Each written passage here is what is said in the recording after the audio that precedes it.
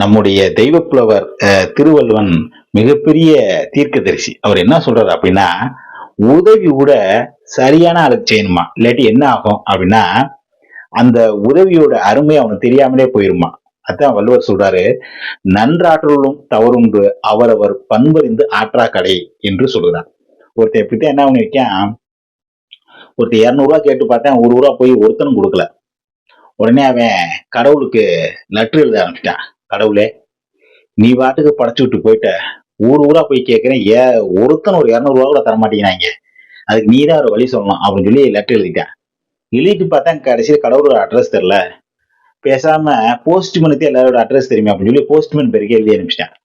Postman letter பிரிச்சுட்டு, அடப்பாவி, இந்த காலத்துல இப்படி ஒரு கிரிக்கை வந்து மாட்டிருக்கானே அப்படின்னு சொல்லி, சரி அவனோட நம்பிக்கைய ஏமாற்ற வேண்டாம், அதுல பொய்த்து போக வேண்டாம் அப்படின்னு சொல்லிட்டு அவர் என்ன பண்ணாரு, அவன் இருக்க ஆளுகிட்ட வசூல் பண்ணி ஒரு 150 ரூபாய் வச்சு அனுப்பிச்சார்.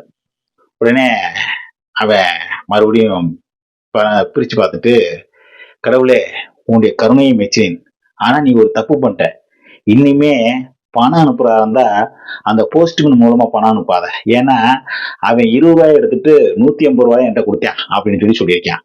ஆகவே உதவி என்பது கூட அந்த உதவியின் அருமை புரிந்தவர்களுக்கு, அதை தெரிந்தவர்களுக்கு செய்தால் மிக நலம்.